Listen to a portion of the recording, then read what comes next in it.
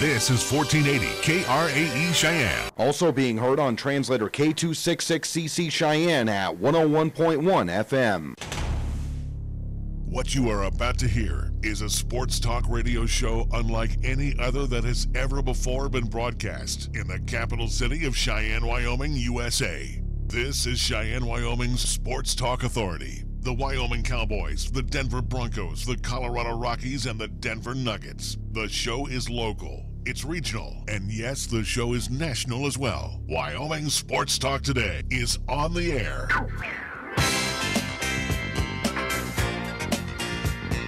If they're talking sports on the radio in Cheyenne, this is the place it happens. This is Wyoming Sports Talk Today. Good afternoon. Welcome to Wyoming Sports Talk Today. Larry Peroetti along with Junior across the way, Nick Peroetti. Welcome to our Monday edition of Wyoming Sports Talk Today, being brought to you by Taco John's of Cheyenne. Well, right now it's their Nachos Navidad time, along with gift certificates. So remember that special someone this holiday season. Matter of fact, they make great stocking stuffers. Taco John's of Cheyenne. Jolly Rogers RV Sales and Service. Yes, I know it's fall, but they're still having their hail of a sale going on over on Highway 30. So fans of Jayco RVs, fifth wheel travel trailers, you are going to find a lot full of good and sensational bargains today. Jolly Rogers RV Sales and Service, Highway 30 in Chi-Town. Chick-fil-A at the corner of Windmill and Del Range. For a limited time, you'll enjoy their chicken tortilla soup in addition to their chocolate chip peppermint milkshake, or their peppermint chocolate chip milkshake. Either way, it's delicious and it's good eating all the time over at Chick-fil-A. 3 Squares, Monday through Saturday at the corner of Windmill and Del Range. KF Cheyenne welcoming the 19 model year, and of course the 18s must fly out right now. So if you are looking for a heck of a deal, then you're going to find one today. Some big savings always to be had over at KF Cheyenne on Nationwide. Platte Valley Bank, 2 banking locations for you, open Monday through Friday. You will find the original location on Vanda High. Eastsiders over at the corner of College and Pershing. Medicap Pharmacy for all your pharmaceutical needs. You will find Gene and his great staff located on Bluegrass Circle next door to Texas Roadhouse. Lennox Auto Body Types 2, founded by Dick Lennox, and the tradition carried on a quarter century later by daughter Heather, with 2 locations and a plethora of bays over on Dunn Avenue to get the cars and trucks repaired perfectly. And of course, they have their auto glass and detail center for you on Pershing Boulevard. First Tier Bank at 1508 Stillwater Avenue. Talk with the great staff over there about their special CD rates with annual percentage yields that you're really going to like. Across the street is Joe's Place, Mondello's Pizzeria. Paisan cuisine at its finest 7 days a week. So check out what Joe has cooking for you today, whether it's a pizza pie or calzone, or maybe you want to do a stromboli or one of their fantastic sandwiches on their fresh baked bread. Mondello's Pizzeria, 1507 Stillwater Avenue, Suite D, the Greenway Commons. Also, we thank Mars Plumbing Heating, 1515 Logan Avenue. Again, you want to give them a call if your heating units need to be looked at. Maybe need some new filters. They're there to take care of you. Mars Plumbing Heating, a fixture in our area for many, many years. And we get things underway with our scoreboard. It's brought to you by Pepsi of Cheyenne. Here's Nick. Recapping from this past weekend with LCCC men's and women's basketball games you heard here live on 1480 KRAE, but we'll start with the men. On Saturday, lone contest for them. They took on Trinidad State Junior College. Unfortunately, it was a losing effort by a final score of 81-72 for LCCC men. They moved to 4-7 overall.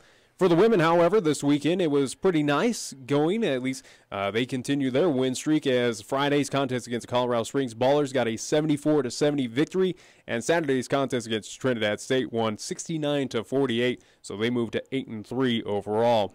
Cheyenne Stampede as well in action on Friday. They took on Northern Colorado here in town.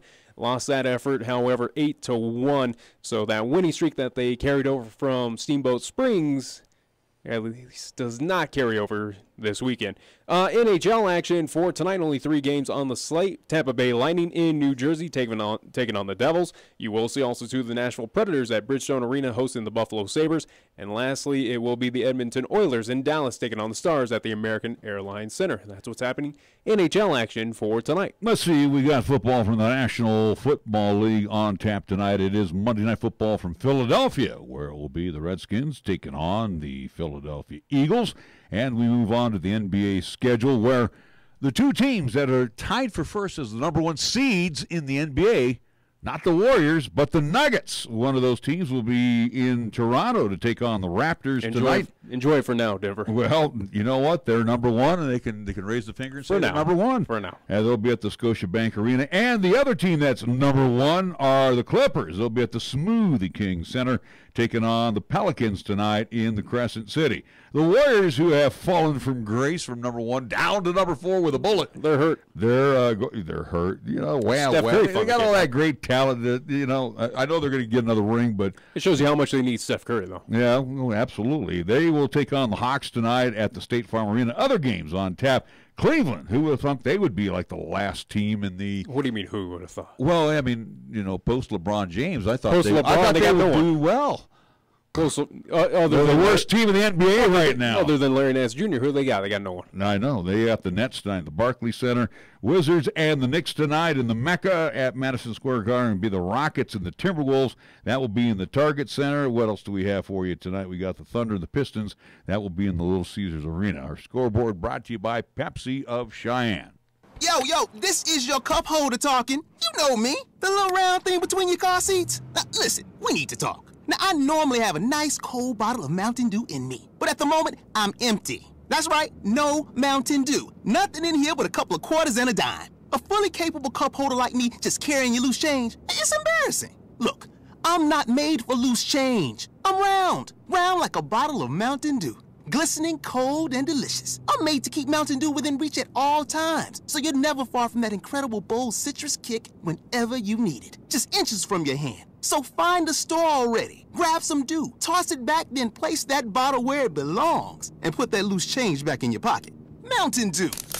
Do the Dew. The message is simple. Drive sober or get pulled over. If you drink and drive, remember it's illegal and it can cost you your freedom or worse, your life. It's been determined that a blood alcohol content of 0.08% or more can impair you considerably when you are behind the wheel. Financially, it can devastate you if you get arrested. More importantly, it could result in losing a friend or a family member. That price is too high to pay. Call a designated driver after enjoying a night out and get home safe. Paid for by Federal Highway Safety Funds. You can actually get something good for your health at a drive-through window. When you order your next prescription from Medicap Pharmacy, call ahead and use our drive-through window. Or you can call for free delivery. You can even log on to Medicap.com and order a prescription refill. Your Medicap pharmacist will call you to make arrangements for pickup or delivery. Medicap Pharmacy will always make time for you. Medicap Pharmacy, 1947 Bluegrass Circle, next to Texas Roadhouse in Cheyenne. Or call 635-3712. The next time you have a craving for authentic Mexican cuisine, visit Hacienda Guadalajara at 317 East Lincoln Way. Locally owned and operated, they serve their dishes with family tried and true recipes with the freshest of ingredients, made to order. Start off your meal with their complimentary chips, salsa, and bean dip. And if you're feeling adventurous, enjoy your favorite margarita or cerveza. Hacienda Guadalajara, where the spice is always nice. Here's the latest weather forecast on 1480 KRAE. Otherwise, for today, partly sunny with a slight chance of snow showers this afternoon. Expect a daytime high of only 26 degrees. For tonight, mostly cloudy with a slight chance of snow showers, a low down to 9 degrees. Tuesday's forecast, sunshine. We're calling for a daytime high of 29. Westerly winds at 10 to 15. And for Tuesday night, partly cloudy with our low down to 12 degrees. You're listening to Cheyenne's new Sports Talk Authority. This is Wyoming Sports Talk Today on AM 1480 KRAE.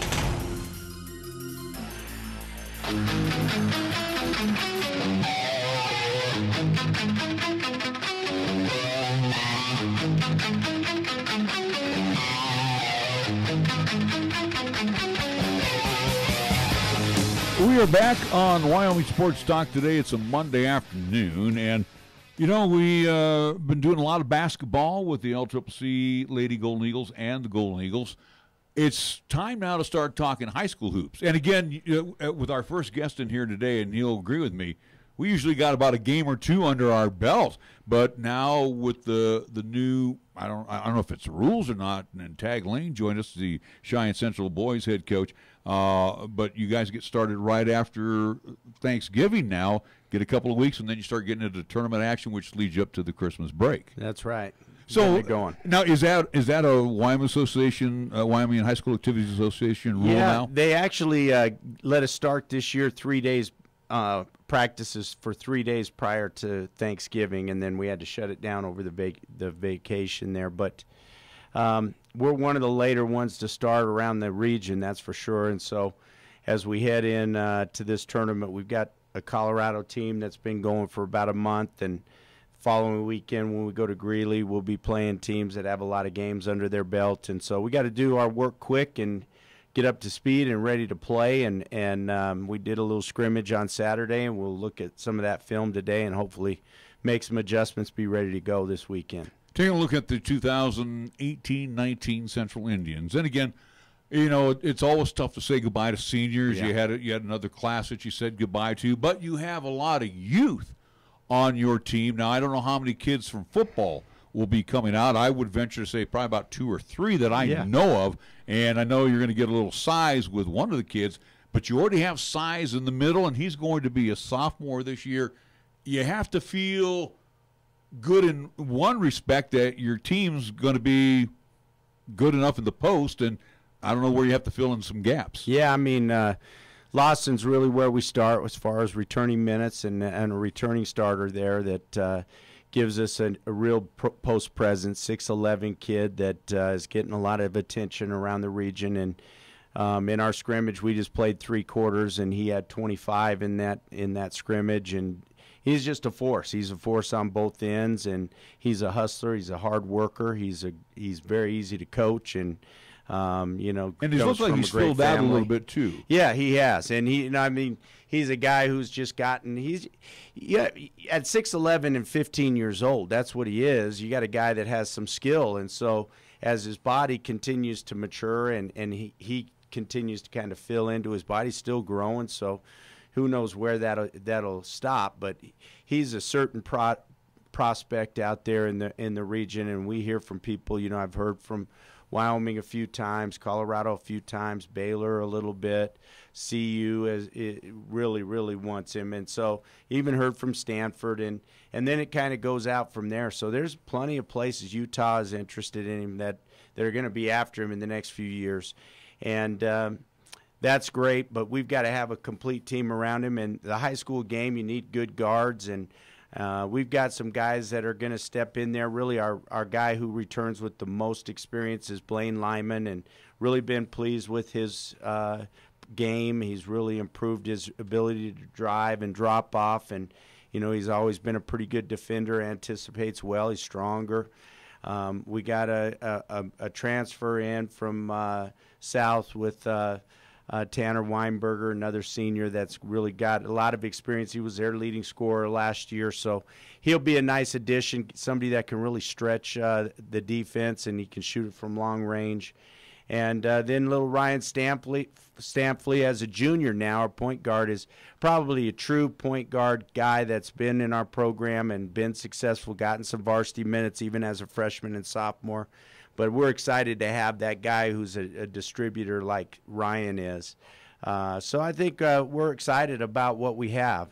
This sounds like a team where you were an assistant coach under Kevin McLeod, where you had a lot of youth. Yeah. And you got to enjoy that for 3 years. And I got a feeling right now you're going to have a lot of underclassmen joining Lawson in the middle, that this team is going to be one that we're going to be talking about for the next couple of seasons. Yeah, I mean, you know, Thomas Burke will be the guy that's in there, 6'5" kid that's a senior, and so that gives us one post. But then the next 3 guys, junior and Randy LeBeaumont, 6'5" kid that is very athletic, and then 2 sophomores with the Brady and Brock Storbo twins, and both are very good basketball players and presence inside. And so that, you know, we've got some youth. We've got 16 guys really in our practice in our room right now. And in 2 years, we'll have 8 of those 16 still around. So it gives you an idea how young we are. And we'll lose 4 guys off of this team and return 12. So we've got a bunch of guys that are high quality. I thought we ran a little mini camp this weekend and stayed in a hotel at the Staybridge Inn here in town and ran a few extra practices that way and did some team building stuff. And I think it's a team that really likes each other and is going to be fun to coach. But it's a team that has majority of its core, other than missing one Willie Jones, who is now playing for LCCC. But at least, again, with Lawson, with Stampley, again, you have a lot of returners who may still be young, but they have still had that varsity experience for you. So that's got to be something that's very, at least, happy to at least move into this season. Now, with this season, we are moving into the quadrant system. Yeah. As we will see East, South, Central, and Laramie apart, at least down here in the southeast corner of Wyoming. Kind of size up Class 4A Southeast, this quadrant. East, we know, obviously, they're going to have a lot of experience and age over there. South, they're going to be just as young as your team. And then the unknown of what Laramie's going to be tossing out. But kind of size up our quadrant for this season. Yeah, I mean, first and foremost, you've got those four. You got the four that are above us, so that's our league, and only 4 of the 8 will go on to state. You got up there, you've got Sheridan and the Gillette schools, and then we've got Natrona. But if you look right here in the capital city, I mean, East is going to be a team that, I think I voted them number 1. I can't imagine anybody that wouldn't. They're loaded. They got a lot of great players. You got the move-in player, Buell kid from Rock Springs, that's going to really help them. So with him and with Oliver, you got 2 of the top, I think 3 scorers in the state returning right there. And then the McCord twins are both outstanding players. They're going to have Onyx, who's a outstanding player, sat out last year. And so I think East is where you start, and everybody in the state knows that that's going to be a tough team to beat, and try to figure out a way to beat them is going to be difficult. And, I think South will be a tough, scrappy bunch, and I think Laramie will be a tough, scrappy bunch. And, we're going to be young with some size inside. So for us, we're going to have to play a certain style of basketball that fits our, personnel a little bit. But, we're going to have some good guards and some smart guards, and then we're going to be the biggest team inside. So we'll have to take advantage of that. The funny thing is, we're going through the quadrant system, as Tag's talking about this. He was the only consistency amongst what happened this offseason for these schools, as we got Rusty Horsley now opposing you on the men's side. Yeah. We'll see Jeff Bailey, who was a part of that East squad, now coaching South. So kind of that ring around the rosy that we experience, at least here in the city. Oh, wait a minute. He got Jim Schaefer over at you got him out there Schaefer. too. So wait a minute. He might be the only coach that's back at Cheyenne Central, but he also picked up a man, and let's be real honest, Jim Schaefer's been around the block many years, Hall of Famer, so no question. It's nice to have that in your back pocket as well. Oh, I mean, Jim is a guy who, in my years with Kevin McLeod, in the 90s at Central, that we always looked at and hung out with Schaefer wherever he was. And so they come from a very similar background. He and I come from a similar background, having his experience, expertise, head coaching experience, but the X's and O's, a guy who can really work with bigs, a couple years experience, at the University of Wyoming in northern Colorado before he got into the high school level, and I think about 30 years doing that, and being a head coach at, I can't remember what it is, about 5 or 6 different places, but in the state of Wyoming alone, at Evanston and Lander and around the state. So what a huge pickup that was for us, and a guy that really can step right in and get in Lawson's hip pocket and help him become the kind of player that we want him to be. Let me ask you this question, and you mentioned all of the looks that Lawson is getting, and it's different from, I think back to the days we had Lee Mayberry over at Cheyenne East. And Lee was 6'10" as a sophomore as well. Here we are with Lawson, 6'10", 6'11" right now. And you mentioned all of these D1 schools that have their eyeballs out. How do you, as the head coach, kind of deflect all of that, I don't want to call it undue pressure, but again, every time he steps on the floor, more than just the fans in the stands are watching him. Everybody has got an eye on him, and I'm sure now the way kind of block out those, especially with us, how we YouTube our games. I'm sure there's going to be many D1 coaches having an eye on him too, and your phone and your email is going to be going crazy. How do you keep him focused on Cheyenne Central? Yeah, I think it's really easy, honestly, for him, and he reminds me a lot, Larry, of Bryce Nimmo is what I would go back to, and and the makeup of Bryce, a guy who's coming into this program where Bryce did it at the age of 14. He did it at the age of 14, and a guy who has a good head on his shoulders. That was Bryce. That's Lawson, and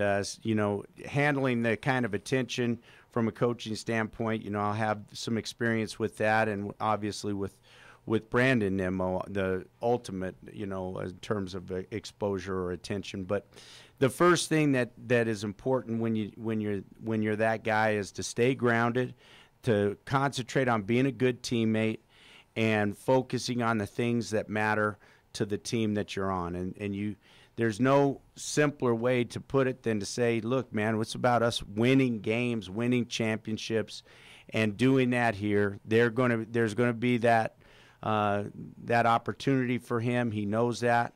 But the guys that he wants to play for winners, and those guys want winners playing for them. And so, if he can stay grounded, which he has shown me that he can do, and keep his priorities in line, and he's got great parents that played college athletics that have that experience to say, hey, you're still in high school, be a high school kid, win here, be a good teammate.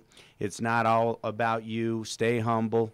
Those types of things are ingrained in him, and I think it's been real easy so far, and he's a joy to coach. There's no question about it. And I wouldn't doubt a lot of his exposure as well, too, came through the summer as well, playing an AAU program, I do believe with the Wyoming Beasts as well, Terrence Dent's program. But my question for you, especially with Lawson, with any other player, for instance, again, Willie Jones, who's moving on to LCCC, or at least now is with Coach Ficca's at least program. Yeah. Do you encourage summertime kind of athletics, or at least kind of those AAU programs for your kids to, for instance, get that exposure where they are going to Dallas, they are going to California, they are going across the nation to kind of say, hey, we're with Wyoming, this is what we offer, who wants to take a look at us? Yeah, for sure. And we do.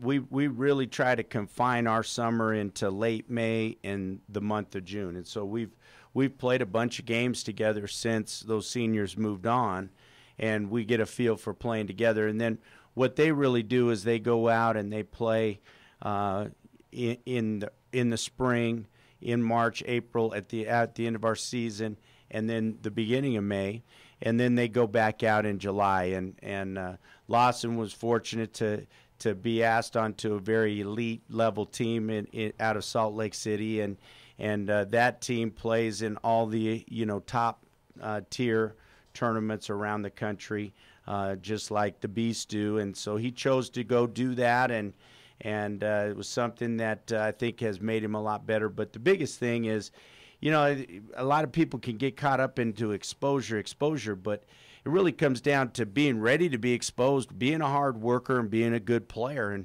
And if you're a hard worker and you're a good player and you keep developing your skill set, then when you do get the exposure, people are going to want you, and that's what he's been able to accomplish. We're talking to Tag Lane, Central Indians basketball head coach. You said something before Nick asked your last question, and talking about winning championships. And again, you have been on the bench as champion, as a head coach, also as an assistant coach at Cheyenne Central. You know the rich basketball tradition at Cheyenne Central, and again, to being a baseball coach here, championships are nothing new to you. Yeah. But again, trying to bring Central back to that level. And again, we've had some wonderful coaches that have got championship banners at Cheyenne Central, including yourself. But tell me, the pressure. Do you put that pressure on yourself that we, it's, we got to bring back the tradition here. Yeah, for sure. When I first came to Central, and I was coaching under Lou Roney, and Kevin was the JV coach, and I think it was my first kind of experience with that mentality of what it is to be a Central Indian and what the expectation is. But we played East in a sophomore game and got beat, and the next time we come around, we're going to play East again. And Luke came and talked to me and said, hey, listen, we win these games. we win.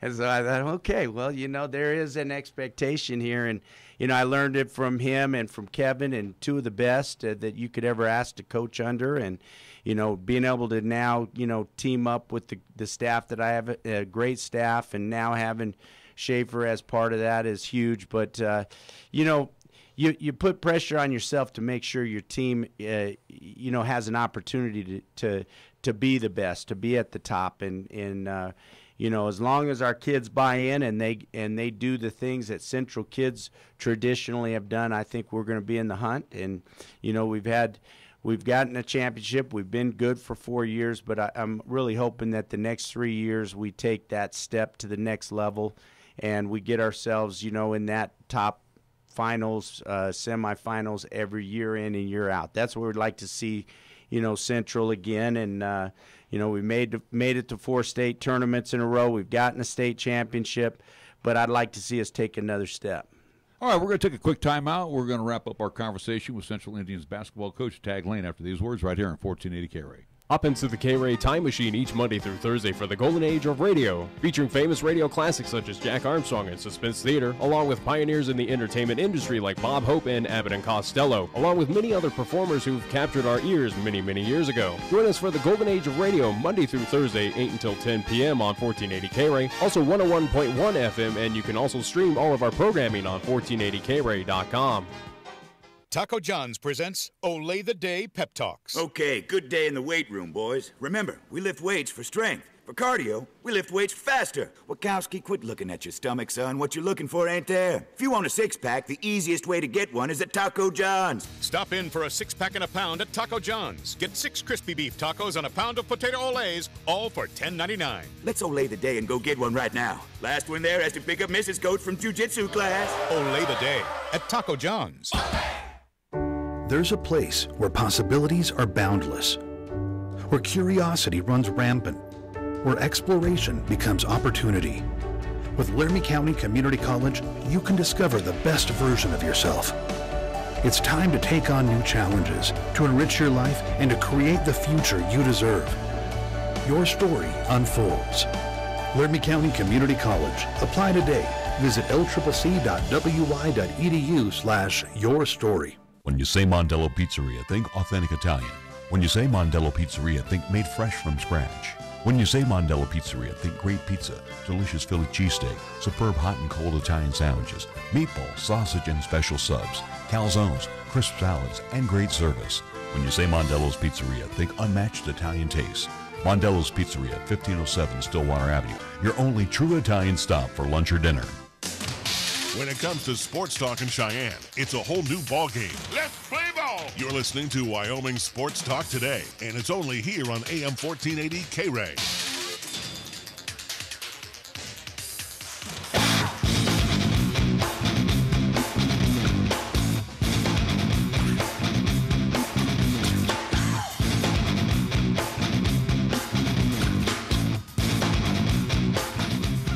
We're back on Wyoming Sports Talk today, talking with Tag Lane, head coach of the Central Indians. We're going to keep him here for a few more minutes. Coach, let me ask you this question about the game of basketball, like we hear in football, how the game changes, maybe the terminology changes. Instead of a pro-style offense, now we got an RPO, and we're doing this, we're doing that. Right. In basketball, does the defenses change? Or does the terminology change? The offense change? What do you do that's different from last year? For us, I think your emphasis is going to change a little bit. The game of basketball, since I started coaching in the early 90s, the high school game has changed in the sense that it's become, a more of a dribble drive type game. And and you've seen some defenses adjust, like the pack line defense that you see Virginia employing, where they're not really, they always want a guy on the ball, but they're going to give up the three-point shot and really pack it in and make you have to kick it out and shoot. What we're trying to do is a little bit more of an old school approach. We've run an offense that's very similar to Wisconsin's offense since I've been in the game. I'm a believer that the best high school players are guys that can play inside and they can play outside. And if you have an offense that's flexible enough for those guys to be able to get some looks in all those areas, and they become really difficult to guard. And, our best players like a Nick Fraley or like a Grant Storbo, even Brock Anderson, those guys, we won a state championship, Dontel, Wybera, those guys were all guys that, whether, Dontel was a point guard, he was still inside posting up and taking advantage of his size. That's something that we need to do. The one thing that we have with the luxury of is we got a guy inside that's going to draw a lot of attention. So we're really working and focusing on trying to get the ball inside first and play from inside out. And Lawson's a willing passer. He's a very good passer. And so we got guys that can kind of spread them out and move. And we're really spending some time getting the ball inside and then, redirecting it from there. You said something also, too, that we've heard this phrase before, team builder.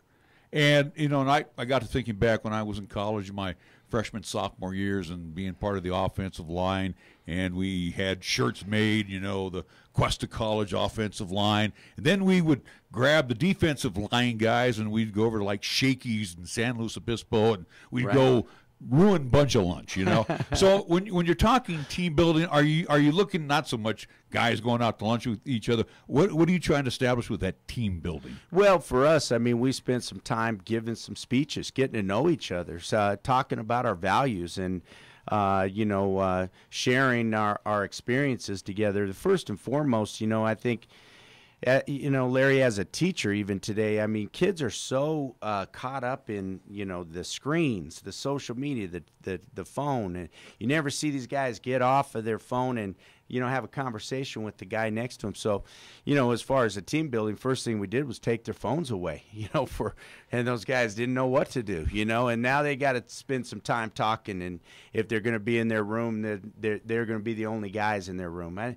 Imagine, when we grew up, that just wasn't the case. Well, that's the case now. And so we're trying to put some opportunities with these guys where they really get to know one another and respect each other and get a shared sense of values and accomplishment of what we want. So we did some speeches. We spent some time together. We did some film session together. We set some team goals together. And we made a plan of action, together of what it is. And, I think we came away from that brothers a little closer to being brothers than we were, when it started. And we'll need that. We'll lean on that as we go through the year. We'll keep on the social media thing with you, Coach. But, again, you've been around the game for quite some time, and you've seen it from where, again, no cell phones, no YouTube, no nothing like that, to where we are here in 2018. Yeah. How much of a burden, how much of it is a good thing for having that social media presence that we do in this day and age of where kids, at least for instance, again, for Lawson Lovering, who's going to gather a lot of attention as what we will do. I do believe the other, at least, entity here in town will be broadcasting on YouTube. So you're going to have viewers. So that might be sitting on his mind. He can check on Twitter to see if anyone's criticizing him, Facebook, anything like that. But also, too, it can be a positive of saying, hey, for Starbo, for whoever a part of this team, they can get those eyeballs and attention. Is it a little push and pull on the social media on a burden, but also to a good thing? Well, it is. Look, the world has shrunk, right? It doesn't matter where you are. You're going to be able to reach out there and go right into this community. There was a time when you couldn't do that, and you think about a Larry Bird coming out of French Lick, Indiana, right? Or the Hoosiers, and so Central has to be somewhere in this world where the world has shrunk, and it doesn't matter where you are, somebody can reach in and watch your game, where you can unplug from the team you're playing with and be focused with your buddies that might live across the country. We have to be a team that's, really what we talked about is, that Chicago Loyola type team that was in the Final Four. We have to be a team that is, centered around ourselves and what we can do. That team that was in Hoosiers, that's the kind of team we're going to be. We're not going to have, a bunch of high flyers and guys who can take over a game by themselves. So but we do have the opportunity to be a team that if we play together, when you got some of the difficult matchups that we have, we do have a team that's going to present some things if we play together, some opportunities that other teams don't get. So, somewhere in the other, for us is really finding that sweet spot. Final thought for me, and again, we have the Northern Quadrant this year, excuse me, with Sheridan, the Gillettes and Thunder Basin along with Natrona. Natrona has kind of fallen on some hard times as far as hoops is concerned. I don't think they're going to be, earth shatterers again. They'll be competitive. It's the Thunder Basin outfit now that kind of concerns me a little bit on the guy side. Yeah. Also, too, you got to think about the state defending champions as well, too, with Campbell County. Well, yeah, but they also they moved a lot of pieces as well. And then Sheridan has been a consistent operation for the last few years. So size up that north. Am I pretty close? Yeah, I think it's going to be really good. I mean, I think Natrona is a mystery right now. Not sure exactly where they're at. Saw them this summer. What happens with Natrona, to their credit, is they have a great football program, and guys, come out of nowhere. Physically, they develop and get strong, and it takes them a little time to get the basketball, skill set going. But once they do, they have great athletes. I think, Sheridan has got a lot of size, a lot of skill. They've got a team that was in the championship last year that can contend. Thunder Basin is going to be really good, and I think, even though you see Gillette splitting and you see the impact that it has on football, it'll have less impact in basketball. It's a game that takes 5 guys and a program there with Bubba that does a great job as the head coach there. I think you're going to see similarities in Gillette where basketball becomes even bigger and bigger, and both schools are great, similar to us and to East. And so you pack all those teams into one regional tournament, and it's double elimination this year, so you guys are going to have to work awful hard at a regional. At least it's here in town. As I say, he doesn't have to do anything. He's LCCC exclusive. So okay, well, you're going to be working very hard. I'll be watching. It's going to be a lot of fun. I really think there's going to be those games that are upsets can happen, and so those teams that are their foundation and their makeup is strong, those are the teams that are going to find a way to battle through. Well, you mentioned too, when we get to playoff time, at least it's here in town, so all 3 schools are going to have that opportunity to go home and sleep in their own beds. And we take that for granted sometimes, and a lot of these guys do make the long trip, but the deal is we're in a neutral gym this year. So again, all 3 teams have had that luxury at one time or another to play in that gym. So I guess size that up. Is that an advantage, disadvantage when the other boys come to town? Well, I hope it's an advantage. I think it's going to be an advantage, but at the same time, it's going to be a challenge because there's just good basketball players in Cheyenne. There's a lot of guys that are interested in being good players, and I'm excited to see what kind of season this is, but, we feel like we got a chance to really compete at a high level, so it should be a lot of fun. I want to piggyback off of that just really quickly as my final thought for you, Tag, but as we look at least through the schedule, once we get into the quadrant play again, a lot of games are going to be away from the field house. They're going to be played at Story Gym. Yeah. Again, years ago, this wasn't the case. It was, hey, let's play at the field house, let's play at the Thunderdome. Has that taken away from home court advantage? Do you wish it would be back at the field house for East Central, South Central? I mean, what's kind of your thought on that neutral site? I tell you, I love playing in the field house because it's a great environment. It's a very unique gym with the open ends, and I think it's something that helps us prepare for the state tournament. But, look, it's pretty simple, man. That Story Gymnasium is special, and it's unique, and it's a great venue for big-time games. And, we had a big-time game couple years ago at South's gym when we won it, and South and Central were in the state championship game. So you had 2 great teams, and people were watching the game on the TV out in the cafeteria because you couldn't fit in the gym. So I think it makes a lot of sense to get in that venue and pack that place. And once you've played in that environment, I think it makes it a lot easier to play in big games in the state tournament, in a state championship game, because you have gotten that experience. And it sure is a motivator for young people to say, hey, I'd like to be a basketball player. That's kind of a cool place to play. Especially with the updated video boards and all the pleasantries that are at now at Story Gym. They put on a show. Tag, I want to thank you very much. You Good bet, luck guys. to you this Thanks for upcoming having me. season, and we're looking forward to being out there with the Cheyenne Central Indians. Thank you very much. All right, we're going to take a timeout. We'll come back with more Wyoming Sports Talk today after these words right here on 1480 KRAE. Due to our stormy season this summer, Jolly Rogers RV Sales and Service is offering you a hail of a deal on a wide variety of travel trailers, including toy haulers. Get up to an additional 50% off MSRP on Jolly Rogers' already low prices. Check out their new and used inventory. Damaged or not, you can still travel in style. Call Jolly Rogers RV Sales and Service today, your exclusive Jayco dealer at 634-8457. See them at 6102 U.S. Highway 30 or go to jollyrogersrv.com.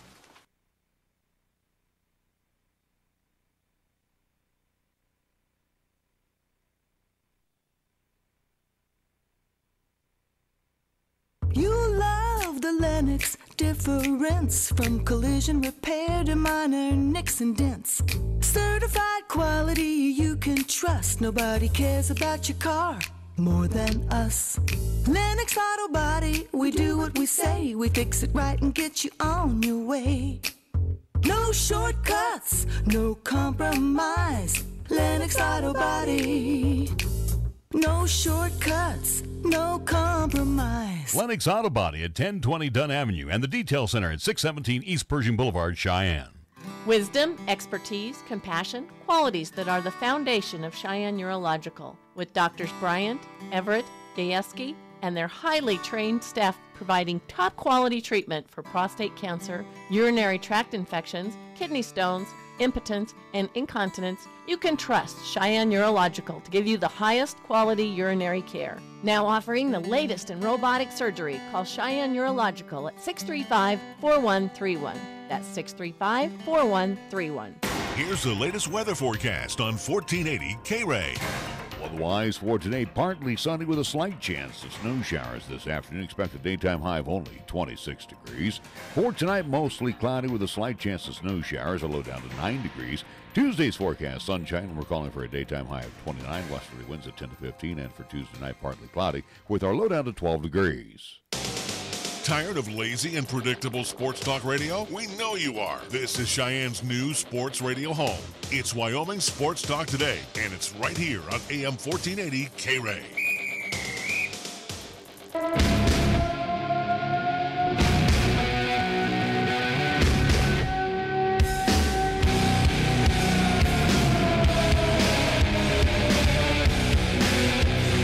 Hey, are you ready to go bowling? Talking about college football bowl. Oh, no one from this area. But now, let me say this. There's still one more game to be played. Army-Navy. And we'll be in McCook on Saturday. Well, that's tradition for me. And again, I wish you were or I wish he was alive when you were born. My father and I, that was a tradition in the Pro-Eddie household because my dad was Army. We had to watch Army-Navy. I don't think I've ever seen an Army-Navy game, or at least a full contest. I got to watch a little bit of it last year because we were out at McCook at that time too. But this upcoming, again, it's just for the Commander's Cup coming up. Again, bragging rights at this point. As Army and Navy have already been both selected, I think Army is going to Fort Worth to compete in the Armed Forces. We'll see here in just a second, yeah.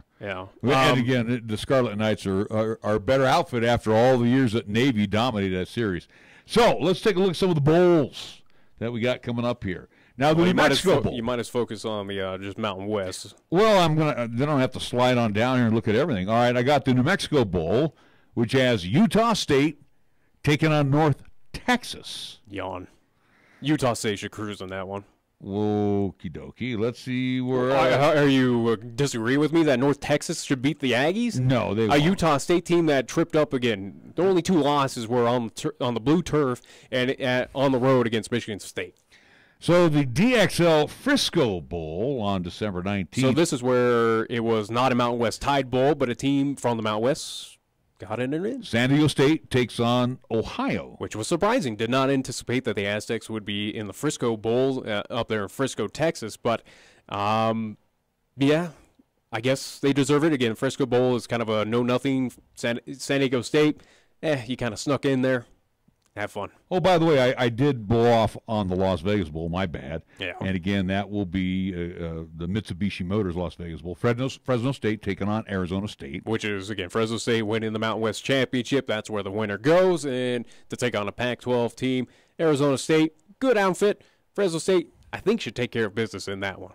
And then we look at the famous Idaho Potato Bowl. Nobody from the Mountain West. Remember, that was a Mountain West. It's a Mountain West bid, and that was where people are kind of up in arms, especially around in our area and here. We'll get to that with Western Michigan and BYU, the announced team. So we'll talk about that. BYU is 6-6, but you better get on it. Well, we got to get. Don't worry.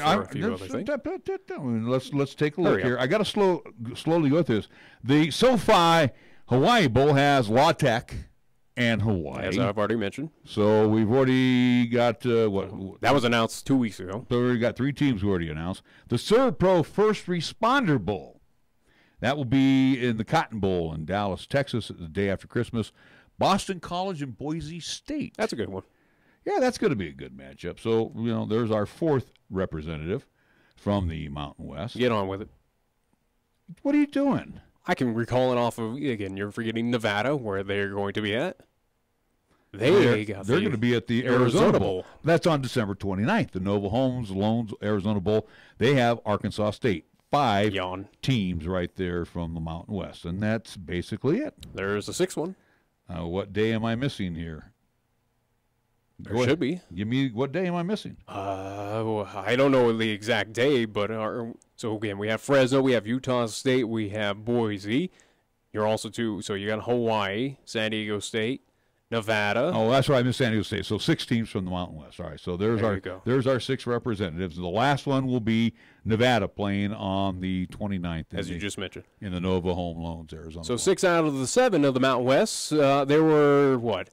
All but 4 teams, including 1 Wyoming Cowboys that were bowl eligible that did not go to a bowl. I think Southern Miss was another one. A few other entities around mid-major conferences, but the uproar has begun as Wyoming did not get that, at least Idaho Potato Bowl bid at least for a second straight year, as it goes to BYU, who is also they wrap up their season as an FBS independent as 6-6.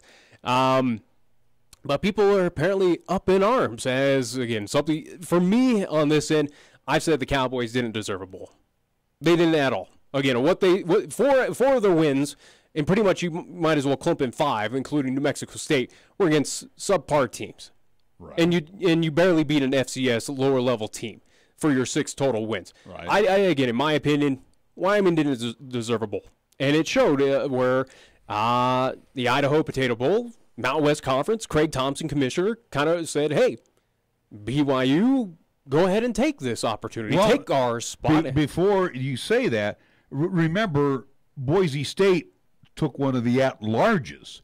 So that's the trade-off. That was a trade-off. Yeah, it was essentially a trade-off of saying, hey, Boise, you get paid a little bit more that goes towards the Mountain West Conference instead of having Wyoming come back to the same bowl once again to compete. And BYU, here you go, have your opportunity. So, yeah, and again, am I up in arms? No, I don't think. If anything, I have a case for BYU to say they deserve it in their 6-6 season in the FBS. You look at their quality of wins throughout this season at Arizona, a Pac-12 team, that resulted in a victory for them. 1 loss against, we'll go by wins. So they have on the road at Arizona, defeating the Wildcats. At Wisconsin, who is number 6 ranked right now, the Badgers. They defeated them on the road.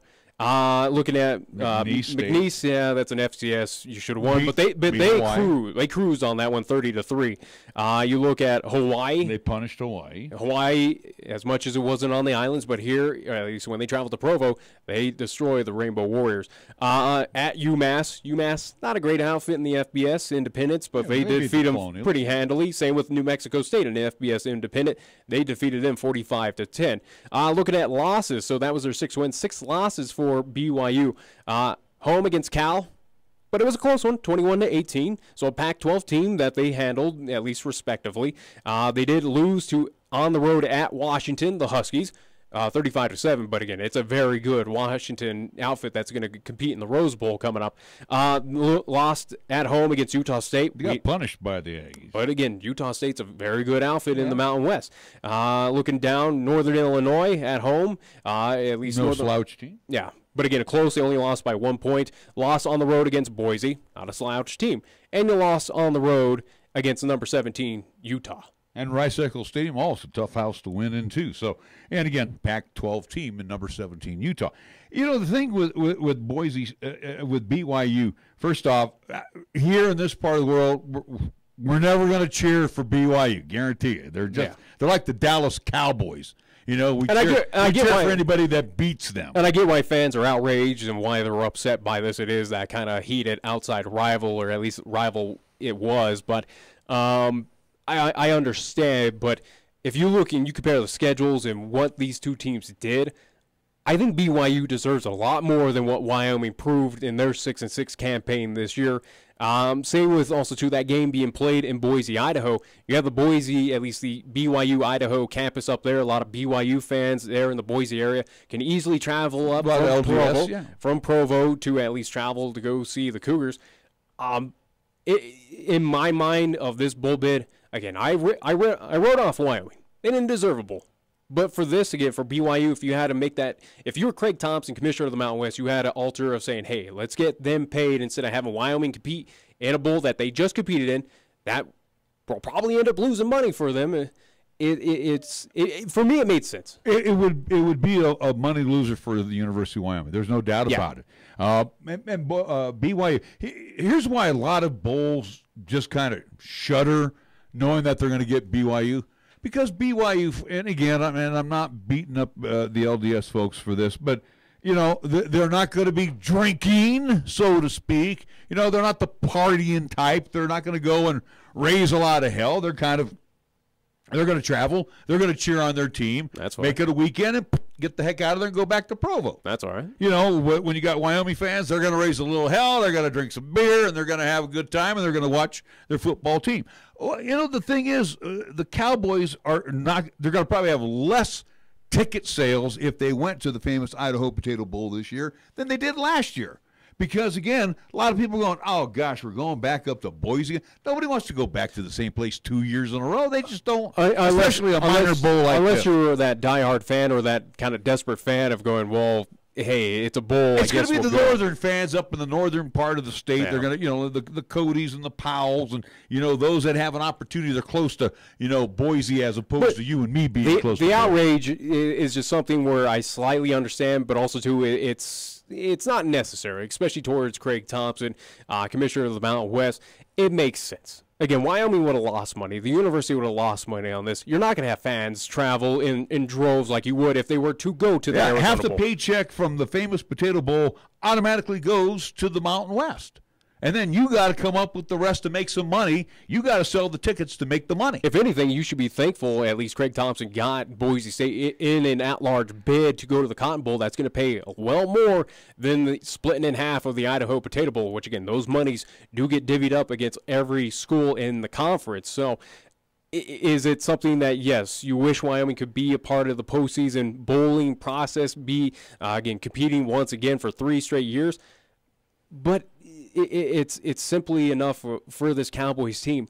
They did not deserve it. No, they did not deserve to be in a bowl. Did they earn the right? Absolutely. They won their last 4 in a row. But let's again look at the quality of opponents. San Jose, CSU, Air Force, New Mexico, all teams under the Mendoza line. Yeah. So, you know, teams you should have beat. Congrats, Wyoming. You did beat them.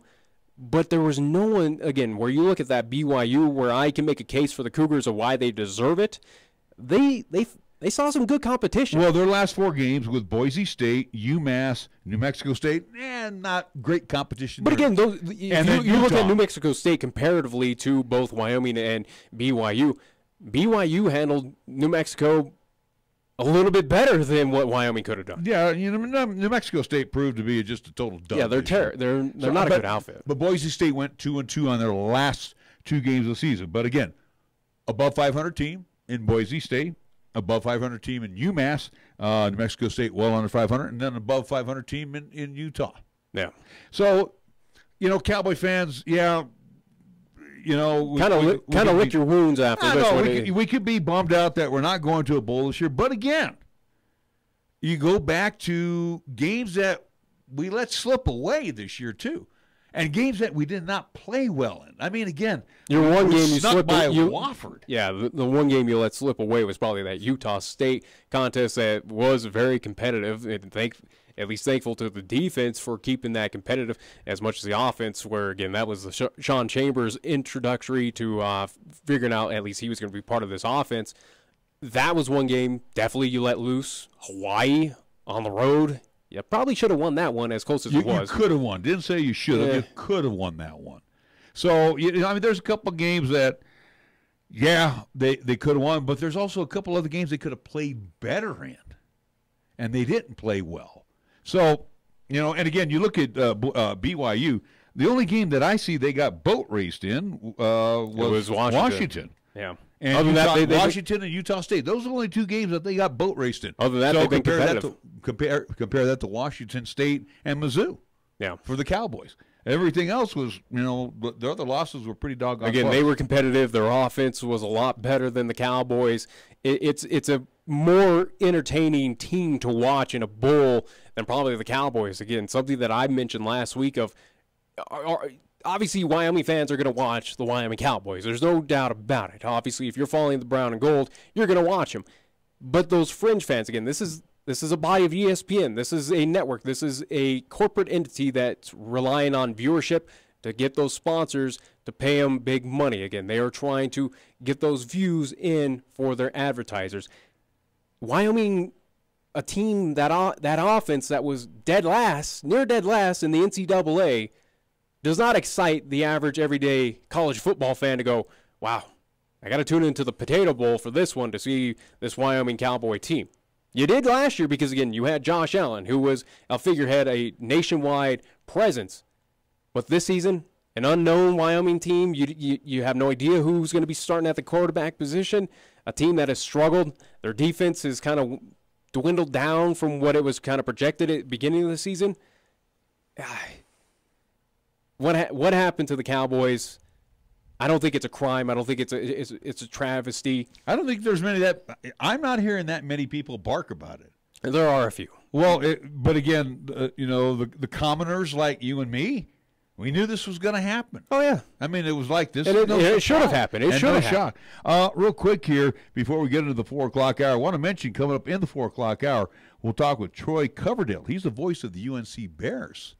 And we got the University of Northern Colorado Bears. They made history. Something. They made history. Yeah, they did something the other night that we definitely want to talk to Troy about, but also find out more about that Bears outfit. I do want to mention this here before we get into the top of the hour. Do you like the college football playoff schedule? Saturday, December 29th, number 2 Clemson versus number 3 Notre Dame. Mm-hmm. And do you like number 1 Alabama versus Oklahoma? Now, you can't say the argument is the Tigers been there forever and the Crimson Tide been there forever, but we got new blood, Notre Dame. I'm fine with it. I don't know what you're even bringing this up for. Oh, no, I actually especially because we do need to get to the top of the hour. With the Oklahoma-Alabama matchup, I would like to see, Oklahoma's got an explosive offense. Unfortunately, they got a defense that can't stop it. How about we save this conversation so we can get to our guest on time because he is on a time constraint. We'll get him on time. Golly, geez. Unless you plan to do 20 minutes worth of scores. Anyway, so I like this year's games. I have no issue. First one's going to be Alabama was the best team. Alabama was the best team. Clemson. My only issue is they played in a weak ACC. But, hey, they won everything they needed to do. They did what they needed to do. Yeah, we'll see what they do. They got it done. Then you got the Capital One Orange Bowl with Alabama and Oklahoma. I like this. Notre Dame going undefeated. Yeah, sure, they play in they're an independent team. They didn't have a conference championship to compete for and blah, blah, blah. But, again, Fighting Irish, they went undefeated. They deserve it. Oklahoma, yeah, jumping over Georgia, who couldn't get it done in the SEC championship. Oklahoma, of what they've done in the Big 12, yeah. They also deserve to be in the college football playoff. All 4 of those teams, I have no issue with. All right, well, we're going to move into our next hour, and we're going to talk a lot of basketball and some football. We'll be back after these words. This is 1480 KRAE Cheyenne.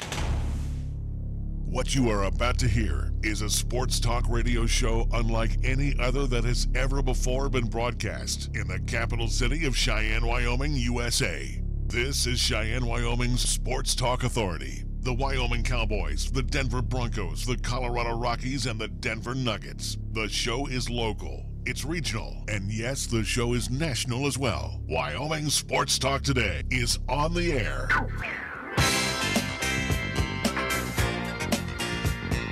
If they're talking sports on the radio in Cheyenne, this is the place it happens. This is Wyoming Sports Talk Today. And with that being said, hour number 2 is off and running, as hour number 2 is being brought to you by Mars Plumbing and Heating. At 1515 Logan Avenue, we also want to thank Mondello's Pizzeria at 1507 Stillwater Avenue. Suite D in the Greenway Commons, open 7 days a week. First Tier Bank directly across the street at 1508 Stillwater Avenue. Of course, you can do all your banking with them and check out their special CD rates Monday through Friday, 1508 Stillwater Avenue. Lennox Auto Body ×2, the main auto and truck repair center on Dunn Avenue. The Auto Glass and Detail Center over on Pershing Boulevard. Medicap Pharmacy for all your pharmaceutical needs. Same locale as always, right next door to Texas Roadhouse on Bluegrass Circle, Medicap Pharmacy. Platte Valley Bank, 2 banking locations offering all of the banking services you come to know and expect from your friends at Platte Valley Bank. Eastsiders, you'll find them at the corner of College and Pershing, and of course the original location on Vandehigh. Kia of Cheyenne over on Nation Way, where, again, AJ and Greg and the entire staff invite you to come on by, check out the 18s that need to go bye-bye, and take a look at the 19s that are arriving daily. Kia of Cheyenne on Nation Way. Chick-fil-A. Get your 3 squares over at the corner of Windmill and Del Range, directly across from Menards. Ray and Cindy's place over there, and again, they got 2 convenient drive-thrus. Chick-fil-A of Cheyenne. Jolly Rogers RV Sales and Service on Highway 30, still having their hail of a sale. And the place to go for Taco Tuesday, like tomorrow, is Taco John's of Cheyenne. Oh, by the way, 6-pack and a pound, their loaded potato olays, nachos Navidad time right now. Yes, Taco John's of Cheyenne is your one-stop shop for dinner tonight.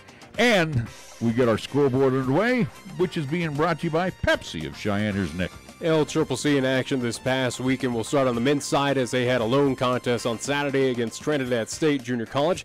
They lost that contest 81-72, so they moved to 4-7 overall. LCCC women in action twice this weekend as they competed in the LCCC Classic. Friday against the Colorado Springs Ballers, it was a 74-70 victory, and Saturday's contest against Trinidad State was a 69-48 victory for the LCCC women, so they moved to 8-3 overall. Coming up tomorrow here on 1480 KRAE, we will have those Lady Golden Eagles in action as they will be down in Otero taking on the Lady Rattlers down there in La Junta, Colorado. So that will be a 6 o'clock tip-off, 5:40 pregame here on 1480 AM, 101.1 FM, 1480KRAE.com, and also to video live streaming, as always, on Periscope and our 1480 KRAE YouTube channel.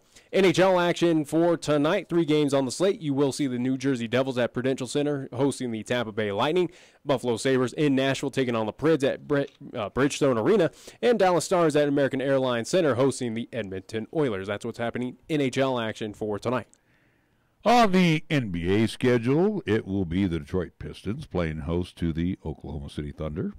Warriors tonight will be in Atlanta, GA, taking on the Hawks at the State Farm Arena. Cavaliers and the Nets in the Barclays Center. Wizards and the Knicks in the Mecca, Madison Square Garden. The Nuggets on the road tonight. They'll take on the Raptors, the best team in the East, matching up with the best team in the West. Well, tied for the best team in the West. Raptors are 20-4. The Nuggets are 15-7. The Rockets and the Timberwolves tonight in the Target Center. In the Smoothie King Center in New Orleans, the other team that's tops in the West right now, the LA Clippers, will match up against the New Orleans Pelicans. Our scoreboard brought to you by Pepsi of Cheyenne. Oh, by the way, football. In the National Football League tonight, it will be the Redskins at Philadelphia. Now, our scoreboard brought to you by Pepsi of Cheyenne. Hi, I'm Alex White, Tea Master at Pure Leaf. When I make tea,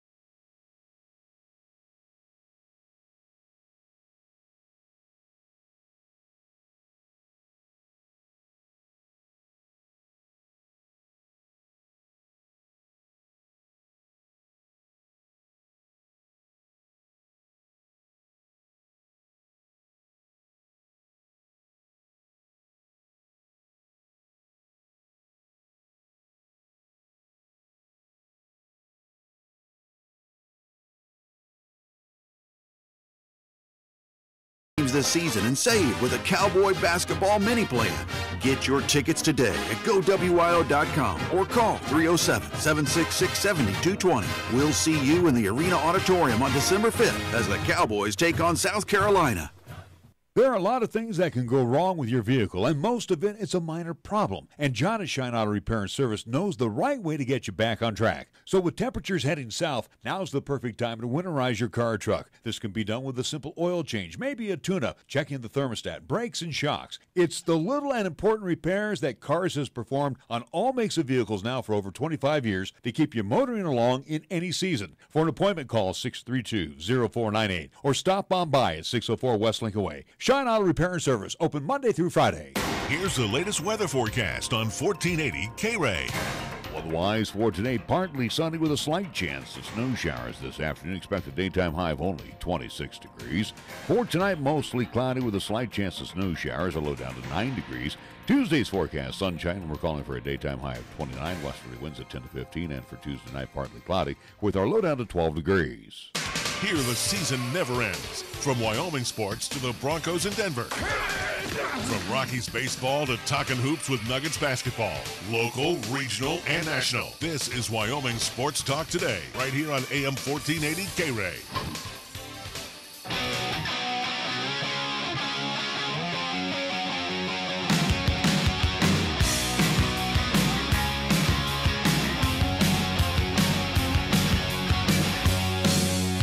Hour number 2 of Wyoming Sports Talk Today. It's always nice to get to talk to some of the voices that are associated with various programs, and we get to talk right now with Troy Coverdale, who is the voice of the UNC Bears in Greeley, Colorado. Larry Perotti along with Nick Perotti. Troy, thank you so much for joining us today on Wyoming Sports Talk Today. Glad to do so, Larry, and Nick. Good to be along with you. Troy, let's talk about them UNC Bears. They made history this past weekend against the Wyoming Cowboys. Oh, didn't mean to cut you off there. But, go ahead. But yeah, at least talk about this victory from this past weekend against the Wyoming Cowboys. We saw this at least repeat performance last season against the Cowboys there at the AA, where for UNC it was history-making then. 80 years at least drought for the UNC Bears to defeat Wyoming on the road. But again, getting it done this weekend, they added on to their history, making against the Wyoming Cowboys this past weekend. Yeah, it's really amazing when you realize the success that Wyoming has had over the years at the AA and even before that in the field house and at the Acre Gym, that that no one in terms of a non-conference foe has gone into Laramie and won in back-to-back seasons really since about 1930 is the best that we could come up with. You call it modern era, effectively, and that is what UNC accomplished this weekend with that victory. It just really is a surprising aspect of it when you look to that success that Wyoming has traditionally had. But Jeff Linder's got himself a very good ball club, and one that, for as young as it is right now, doesn't seem to be afraid of much. You know, you got the veteran in Davis and Jordan Davis, and you got the freshman in Bodie Hume out of Sterling, Colorado. I tell you what, you want to talk about a 1-2 punch against the Wyoming Cowboys. Not so much delivering the knockout punch against them, but boy, Wyoming sure felt their presence Saturday night. Well, Jordan is going to be that kind of guy. He was a guy that declared for the NBA draft, but because he didn't take on an agent, was able to return to school. He and two other guards from the Big Sky Conference, among the 6 that were named preseason All-Conference, had done the same thing and looked to get that view from the NBA as to where their games needed to improve. And Jordan has come back and is really showing signs of improving in those areas. His three-point shooting is better than it has been at this point of his career. He's being called upon to be more of a distributor again this season, where last year he didn't have to because of Andre Smite leading the Bear attack in that aspect. 2 years ago, Jordan, as a sophomore, though, was put in that position to where the ball went through him every trip down the floor. Right now, you have that occurring with him, but Bodie Hume does help ease some of that. You've also got Jonah Radabaugh, who has shown himself to be a solid shooter as a junior now, and is UNC's top defender. But Bodie finally being able to find a groove shooting the basketball really was the story in my mind on Saturday afternoon, because of the fact that he took that pressure off Jordan, where JD didn't have to try and do everything himself. Bodie, with the 3 consecutive threes, really effectively set that game on its ear, because at that time it was a tied ball game, and he comes down and he hits 3 consecutive at a point where he's not hit 3 in a row at any point this season, and really changed the face of that game and put UNC into command, where then they were able to withstand the late push from Wyoming. You know, aside from the Texas Tech game, you get some valuable bench minutes from Trent Harris, too, the junior from Scottsbluff, Nebraska. That's right. Trent has done a stellar job, and in fact is among the nation's leaders in shooting right now because of what he's been able to do. The story really got everybody's attention when he came on in the opener against Colorado College and hit 11 three-pointers. That's one shy of a Big Sky Conference record for a single game. It was a D1 era record for UNC, and it's just a couple shy of the overall Division I record at the NCAA level. And so really got everybody off guard, because you're talking about a kid who not only is a JUCO transfer, as you mentioned, coming off the bench, but he's also a walk-on at UNC. And so he's working to try and earn that scholarship for that last year with what he's done, and he has come on and been exceptional. You're right. The Texas Tech game was an aberration, at least the way it appears right now, but that game was an aberration in a lot of ways for UNC, because that is by far and away the best defended opponent that they have faced, best defensive opponent, I should say, the best defended that they have been, is Texas Tech. Really had a bit of more athleticism and a little bit more length than what UNC did, and took advantage of the fact that UNC is young, and did a stellar job against the Bears in limiting what they could do. But Texas Tech's doing that to a lot of teams, and that's part of why they cracked the top 25 this week. We're talking with Troy Coverdell, voice of the UNC Bears. Troy, you had a chance this weekend again to see Justin James for the Cowboys. Now, whether the Cowboys reach the Mendoza line or not this year, that remains to be seen. They're still struggling, but again, you saw Justin James perform just like he did last season. But also, too, wanted to get your comments on the redshirt freshman from nearby Cheyenne here in Pine Bluffs, Wyoming, Hunter Thompson. He got the call, 34 minutes. 6'11" kid. Tell me what you see in both James and Thompson as they develop throughout the course of the season. James is going to be a guy who's going to be tremendous for you this year. I don't think that there's any doubt about that. What I think will probably be the more interesting thing to watch with him is what opponents do to him defensively. How do they try to neutralize him? And if that's the case, that all of that attention gets put on him, who steps into the role of being that number 2 guy, the guy that could carry you in stretches when he's covered up by a double team, for example. Hunter Thompson did a nice job this past weekend. I really thought so. And you can tell, though, that he's still coming back from injury right now and still trying to get his feet underneath him. But, again, did a nice job. I think that UNC's length on the interior made it a little bit more of a challenge than he might have been expected.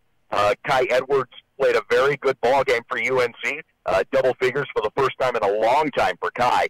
And so I don't know that Hunter was quite ready to see that this weekend, but he's a guy that I think will improve as the year goes on, no doubt. And really, I see this Wyoming squad as one that once it gets past the injury problems that it has and some of that youth gains experience, I think you guys are going to be one that teams won't want to face in the latter part of the conference schedule, especially.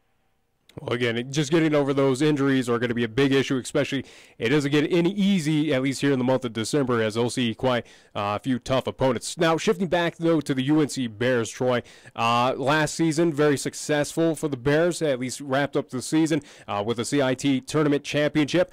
Heading into this season for the UNC Bears and the Big Sky Conference, what are expectations for this team? Are we looking at NIT, NCAA tournament opportunity for the Bears? What were the expectations for this team?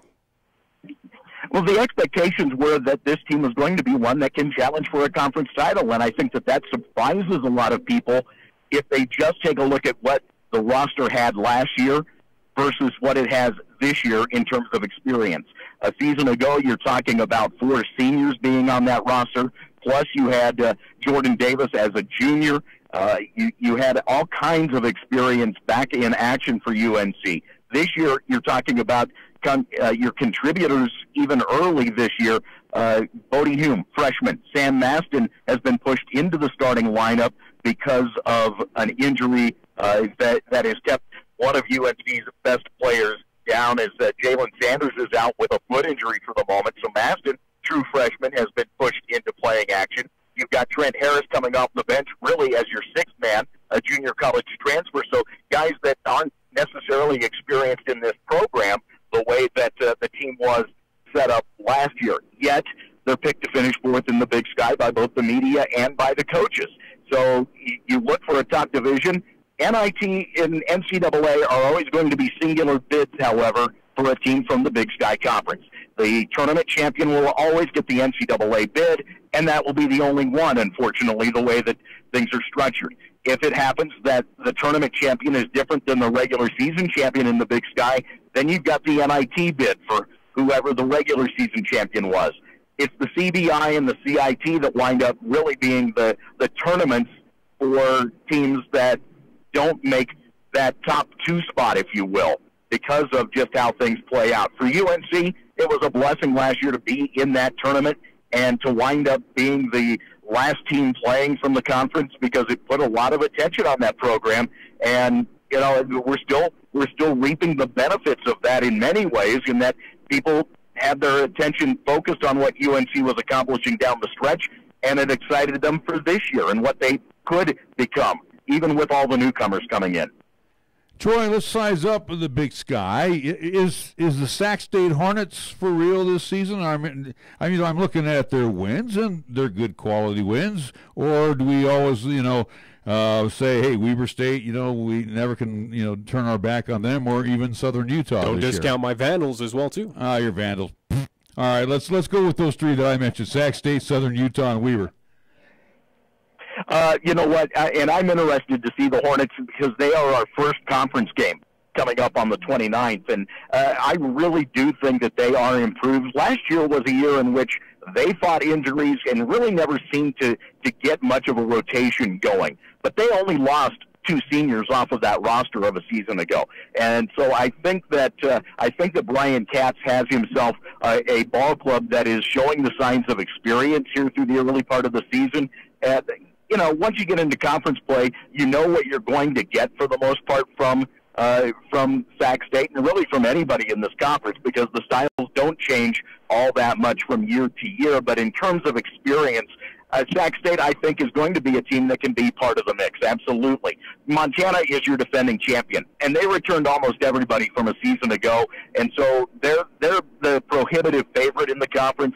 Weber State is always Weber State, and they've got one of the best players in the conference in Jarek Harding, who came back for this season. So right off the top, Montana, Weber State.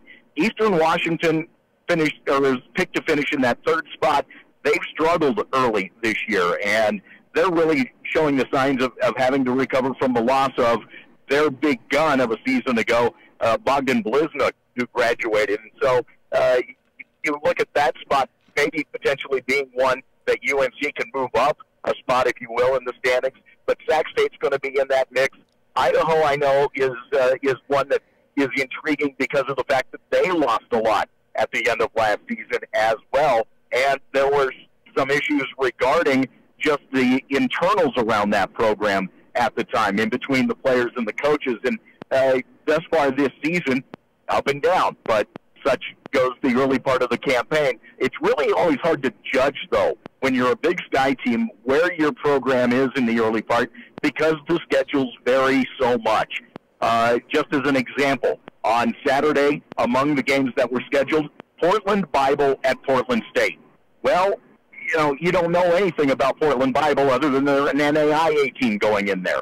UNC kind of runs into this in their next home game, and that they've got Johnson and Wales, which is looking to move to Division II, but you see such a wide breadth of scheduling between the money games like a Texas Tech contest and a home game against an NAIA team that it really really makes it tough to get a feel for what conference teams are up to. You wonder what's cooking with that Johnson and Wales team. Real quick. That would be right. The chefs are coming to town, yes. Yeah, I had to throw in that lousy one. Hey, real quick here before we let you go, because, again, finding out more about the Northern Colorado Bears, we always felt that the AA was a tough house to, for teams to come up and play, especially at 72-20. And then I know, being around here as long as I have, a lot of places to go play you just dread. One of them was the Pit, New Mexico. Since you called the games for the Bears, give me a couple of houses that you just dread or the Bears just dread going into. Dahlberg Arena at Montana is definitely one that I've referred to over time as the House of Horrors, because it always seems like that you find yourself getting down by some sort of a Montana run before you even reach the 10-minute mark. There have been times going in there in our time in the Big Sky Conference where 15-0 to begin a ball game almost, like we did to Wyoming last year at the AA, but being on the other end of it, and the game is effectively over before you even really get going. So Dahlberg is one of those, and then there of course is the D-Event Center in Ogden, which is Weber State's home. UNC has never won in that building. It's 10 straight years of being in the Big Sky Conference, and they have not gained a win in that building. That includes Damian Lillard having to shoot the Wildcats into overtime one year. That includes an overtime contest last year that literally came down to free throws. That includes a 42-footer having beaten UNC one year in Ogden. That place is just a place where UNC has no luck whatsoever, and about the time that you think they're going to pull one out in that building and you start to feel a little bit of confidence, here come the Wildcats back. Well, Troy, we had a wonderful time chatting with you. Congratulations on all your calls with the being the voice of the UNC Bears, and hopefully the Bears will do a little better than the CIT this season. You just never know. We will. Exactly. We sure hope so. It's going to be a lot of fun when the conference gets underway, that's for sure. All right. Thank you so much for joining us today on Wyoming Sports Talk today. We appreciate it. Troy Coverdale, voice of the UNC Bears, give us a little insight to the Bears. And, of course, a couple of those names that we mentioned there, the senior Davis, the freshman Hume, they were real thorns in the side of the Cowboys this past Saturday night. So the Cowboys losing to the Bears, and with the win, I think Northern Colorado now 4-1. Does that sound 5-1? 5-1. Right the now. Cowboys dropped to 2-5. And I think looking at least at the 6 games that they have played for UNC so far, Wyoming right now in their schedule, definitely a quality win. If NCAA is looking at NIT possibly, I think going on the road again, defeating Wyoming, where again, it's kind of a well-known, and it was history-making that UNC did. They are the first team in history to go back-to-back years on the road in the AA, and this is at least non-conference team, to defeat the Wyoming Cowboys. No other team in all of NCAA has ever done that before, and the UNC Bears have done that after their victory this past Saturday. Coach Edwards got your message loud and clear. I gotta let it again. It is history making, and again, same with this UNC team and what they did last season, getting the victory. It was the first time they ever had a victory in the modern era for UNC in the AA. Was at least came last season. So. I think for UNC, this is a quality win. You look also huge to, win. Again, they also defeated the Denver Pioneers earlier on the road down in Denver. So this is a team to keep an eye out, at least here in the region, that could do some damage, could possibly be a representative out here in the Rocky Mountain region in an NIT or NCAA. I think they have the talent. And again, looking at the Big Sky Conference, Montana defending champs, it seems like most teams in the Big Sky are a little young this year. They all lost a lot of key pieces from seasons beforehand. So, but you always have one or two key players that are coming back. Yeah, we'll see. All right, looking at the Mo West here standings again preseason. It's going to be ugly if you're a Cowboys fan. Well, yeah, but we're going to run them down here real quick. Nevada, nationally ranked 8-0. Utah State 7-1. Aggies are 7-1. New Mexico. That was the team Utah State were. They were the dark horse. Yeah, they were the question mark team. But kind of like in football, they are what are they going to be? Now, it could have a hot start. Not really. I haven't seen their non-conference schedule so far, but Utah State is still a feeling out process of let's see where they are come at least Mountain West. Well, they've conference beaten time. UC Irvine, Northern Iowa. Let's see what else they've got. They beat St. Mary's, and they had Utah Valley, Mississippi Valley State, Hartford, Montana State. So, I mean, they've got some quality wins. But, again, look at the standings right now. So you got Utah State at 7-1. These are all preseason. New Mexico's 4-1. Fresno State, San Diego State 5-2. Yep. UNLV 4-3. The Rams are 4-4. Air Force 3-5. Boise State 2-5. That's the surprising thing. Broncos are a little down this year, and it doesn't look like they're going to climb back out of where they are. But it's very surprising. Again, a Broncos team that knows how to reload every year, they're dealing with some injury issues as well. And they've been beaten by Grand Canyon. So they're very down and out State is Illinois State is beating them. Excuse me. Let's see who else did they lost. Did they lose to Creighton?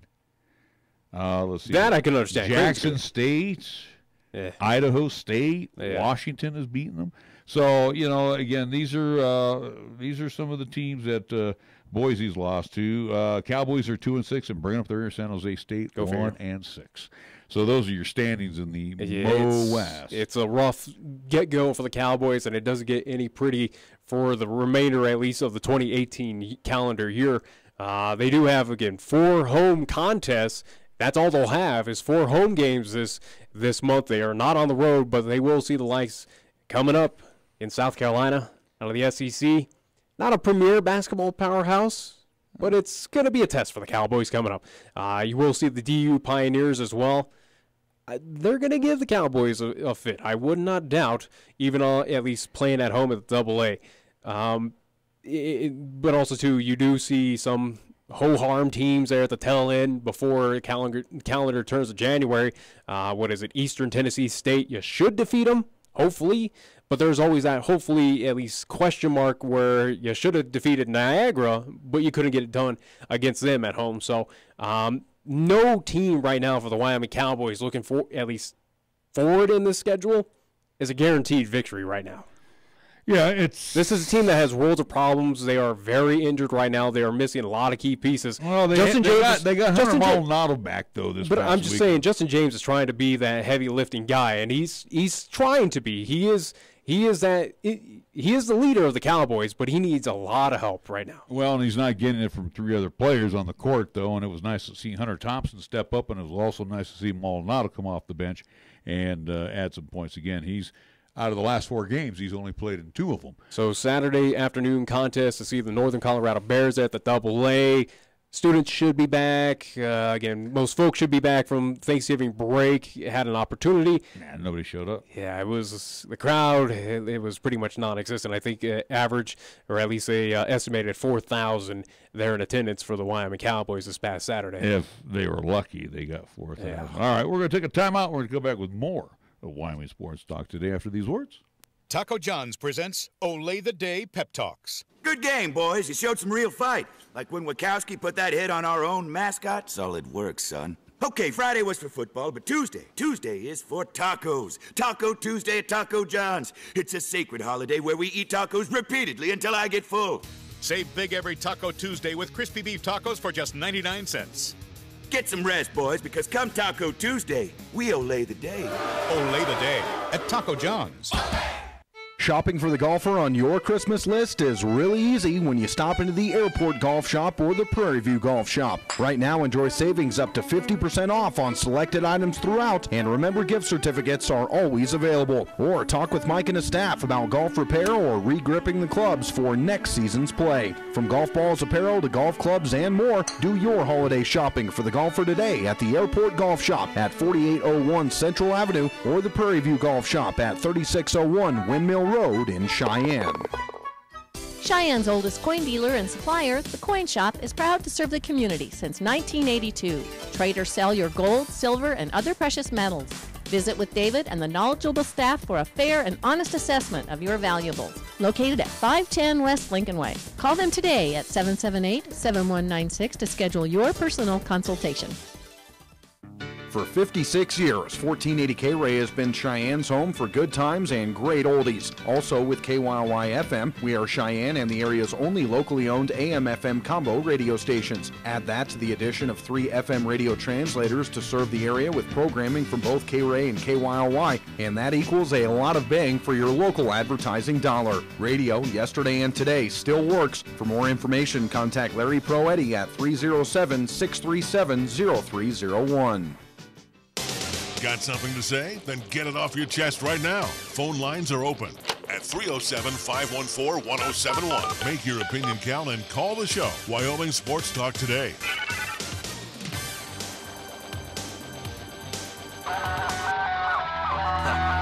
time to play the game.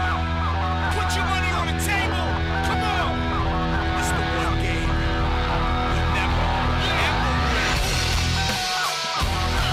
you'll never. We are back on Wyoming Sports Talk today. You might as well keep on the, Monday? Yeah, it's a Monday. Yeah, they know what day it is. Anyways, we should probably keep on the basketball theme. Talk about this weekend's contest that we saw with LCCC, including the women who at least continue their win streak from past weekends. Looking to continue on tomorrow night against Otero Junior College of Region 9 South, at least division. They got a tough one tomorrow night. They do have a tough one, but I think they had a tough one this past Saturday, also too past Friday with, we'll start on Friday with the Colorado Springs Ballers, a club team out of Colorado Springs, Fort, at least down there. Kind of a similar setup of the Power to Play Men Elite that the men saw earlier this season. Again, grown adults. They are not college kids. They are grown adults that have played college. That have played at least Division I, Division II. They are still athletes. They've been there, did it, done it. And they gave LCCC a fit in that contest. It was they were pretty stacked. They were pretty built, and they were not afraid to show their strength against the LCCC women on Friday. They forced the Lady Golden Eagles to make a few more turnovers than they should have in that contest. But that was the game that also too did not want to end because of certain entities on the floor. Has that contest just that had no flow. That was very foul prone, and again, around 50 between the two. And you take folks, you take our calls for what it's worth. But again, 2 of the 3 of that crew was back on Saturday. Okay, and what did we have? We kind of dreaded that in the first half, though. We didn't have hardly any fouls called. It was an interesting turnaround. Give me a break on this. You call everything under the sky there Friday nights. Again, the questionable hand check fouls. It's a plaguing issue in NCAA. It's a plaguing issue in the NBA of these ticky-tack kind of foul calls. But it just seemed like you breathed on anyone in that contest, you were picking up a foul. That's why we saw 5 players from both teams foul out in a contest. It's kind of unheard of. 5 players in total to foul out. Where the Ballers ended up having 4 players on the court for about the last minute of the contest. Yeah. But again, at least for LCCC, they overcame. It's one of those games that you overcame the odds. The odds were certainly against them at that point in time. Where again, the Lady Ballers, they're a good outfit. They gave Region 9, at least the entire region, a fit last year as they were defeating the likes of Casper College. I do believe Coach Obermeyer was mentioning that they beat Western Nebraska. They held their own against these Region 9 teams, so it's a team that knows how to win, how to beat these JUCO entities. But I think that's a game you come away, if you are the Lady Golden Eagles, and you go, hey, we were tested. They're very tough. They have a lot more strength than we do at this point. They are built bigger than we are. And we still came away with a victory. Yeah, albeit a close one, you still got the victory. You know how to overcome instances like you saw on Friday night. Yeah, they were a very aggressive team. And again, the Lady Golden Eagles found a way to win and hold off a charge by the Lady Ballers in spite of all of the negativity that was in there. And that was from the 3 officials. And again, I can't say they were homers, and I can't say they were against us. They called everything. It was almost like they were paid by the foul. Well, and exactly, and we kind of make fun of that, and I know I get some officials that kind of give me grief, but it's like, folks, it's right there. This is the thing that I like now. It's now you don't take our word for it. There's video evidence. You can watch it, and you think we're kind of nuts. You go ahead and see, and then you sit there and you go, really? Well, Why was that a funny thing that we now have this to back up for instances with that Trinidad Trinidad State game down there in Trinidad where the questionable calls, especially against one Mackenzie Fagerbush of that reach, at least that intentional foul. The push foul. It was on the video evidence as high atop as we were in Trinidad. You could tell there was nothing incidental about that. But that Friday's game, though, I think that was a true test. It was a good test for at least the Lady Golden Eagles. For whatever team they do see coming up in Region 9 action, at least in the north, who might be built like that, who might be structured like that, who are going to be aggressive on the inside. Few players to kind of spotlight from this past weekend as we can move on to Trinidad State on Saturday, but a few players to spotlight for what we saw. Gabby O'Connor. She, in my opinion, at this point in time, here we are 11 games into the season, we still got a lot more left to play. Absolutely. Gabby O'Connor has to be considered for Region 9 Player of the Year. Her game right now is on a next level. She is a phenomenal athlete. We saw in Trinidad State, 32 points in that contest, I do believe. Yeah, she threw in 32. I think for the tournament, she had about 50 points. Gabby is a very good ball handler.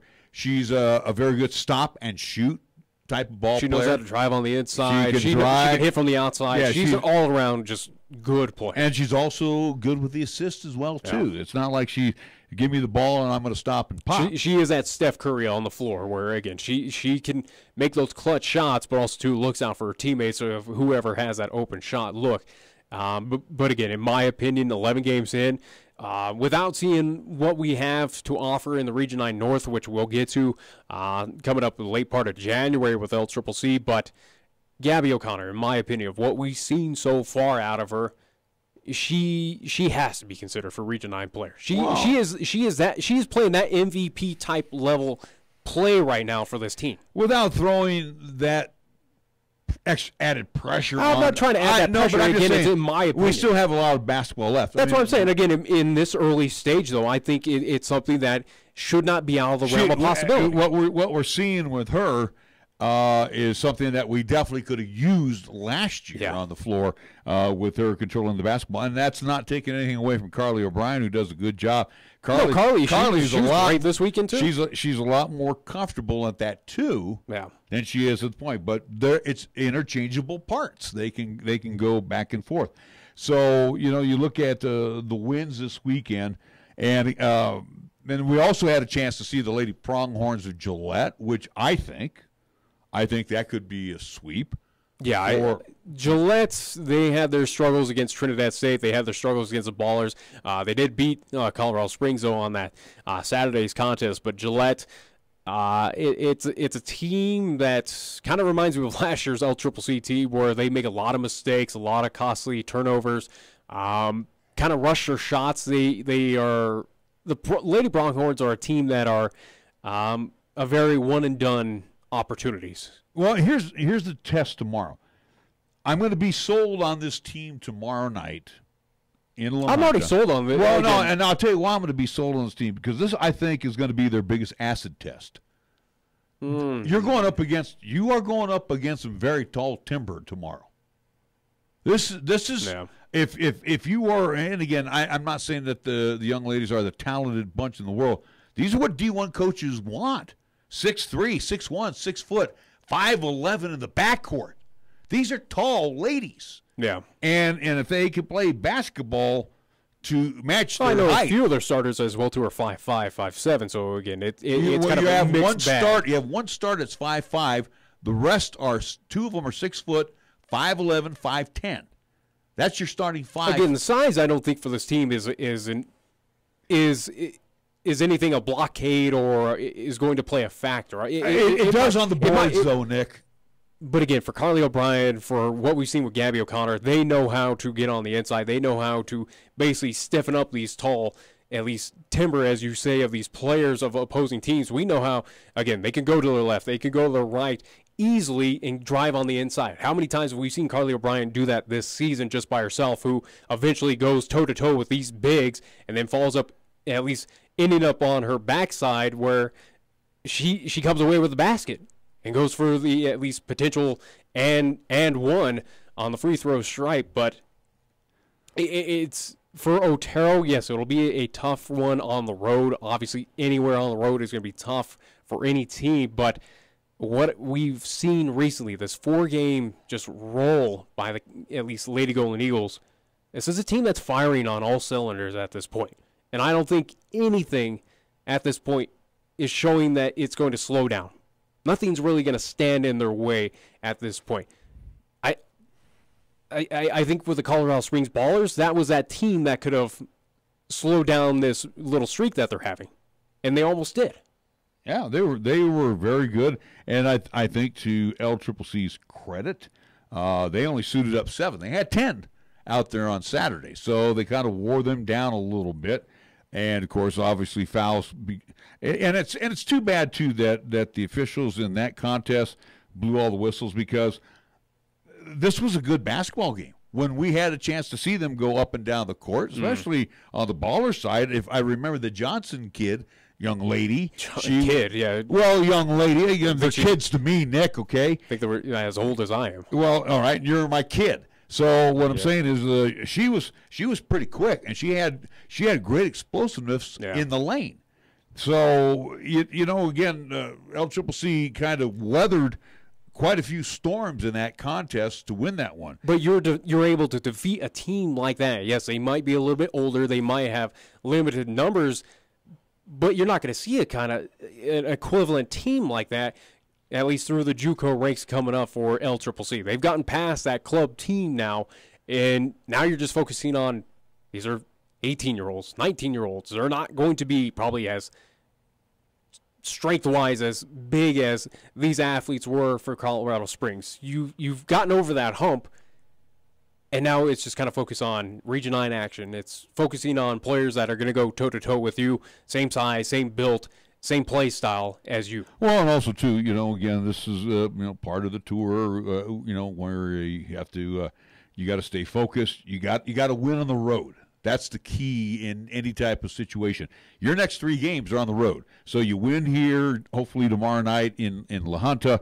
Then you got to gear up for North Platte. You got to gear up for McCook.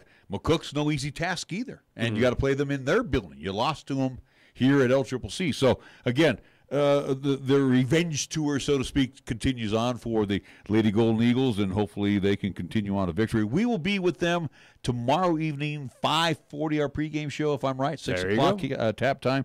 So do join Nick and myself. You remembered. Yeah, I just know what time we're getting out of here on the bus, and it's going to be another long day for you and me. All right, we're going to take a timeout. We're going to come back. We got more right after these words here on 1480 KRAE. When you say Mondello Pizzeria, think authentic Italian. When you say Mondello Pizzeria, think made fresh from scratch. When you say Mondello Pizzeria, think great pizza, delicious Philly cheesesteak, superb hot and cold Italian sandwiches, meatballs, sausage, and special subs, calzones, crisp salads, and great service. When you say Mondello's Pizzeria, think unmatched Italian taste. Mondello's Pizzeria at 1507 Stillwater Avenue, your only true Italian stop for lunch or dinner. Hey Cheyenne, here's a great bargain for all your rifle, pistol, and shotgun needs. Rocky Mountain Gun Trader, 2470 Delrange Boulevard, has a basement full of used items and overstock goods, including knives, holsters, ammo, cleaning, and other gun accessories at 20 to 50% off. Yes, 20 to 50% off. That's in addition to their outstanding array of new rifles, ammo, and other weapons. So check out Cheyenne's top gun store at the corner of Windmill and Delrange. Family-owned Rocky Mountain Gun Trader. Style and value come out strong on the newly redesigned 2019 Kia Forte. AJ Miller here for Kia of Cheyenne, and the Kia Forte has new performance improvements and technology innovations that rival the competition, and Forte is priced less. Right now, during our Light Up the Holiday sales event, you could save even more on the new 2019 Kia Forte. Compare Forte to Cruze, Corolla, or Jetta and see that the Kia Forte offers you even more for less money. Come by or go to KiaofCheyenne.com and we'll make it easy. Due to our stormy season this summer, Jolly Rogers RV Sales and Service is offering you a hail of a deal on a wide variety of travel trailers, including toy haulers. get up to an additional 50% off MSRP on Jolly Roger's already low prices. Check out their new and used inventory. Damaged or not, you can still travel in style. Call Jolly Roger's RV Sales and Service today, your exclusive Jayco dealer at 634-8457. See them at 6102 U.S. Highway 30 or go to jollyrogersrv.com. Here's the latest weather forecast on 1480 KRAE. Otherwise, for today, partly sunny with a slight chance of snow showers this afternoon. Expect a daytime high of only 26 degrees. For tonight, mostly cloudy with a slight chance of snow showers, a low down to 9 degrees. Tuesday's forecast, sunshine. We're calling for a daytime high of 29. Westerly winds at 10 to 15. And for Tuesday night, partly cloudy with our low down to 12 degrees. You bleed brown and gold? So do we. Wyoming Cowboys football and basketball is always front and center on the show. This is Wyoming Sports Talk Today, and it's here on AM 1480 KRAE.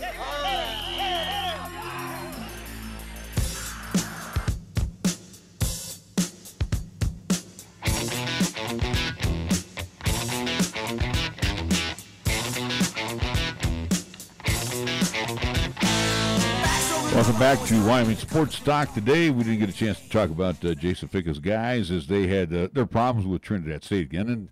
And again, let's not sell short that Trinidad State is a pretty doggone good basketball team. 10-1 right now. They're a pretty good outfit there in Region 9 South. Discussions, though, with Coach Ficka after that game, and I had one earlier today with him.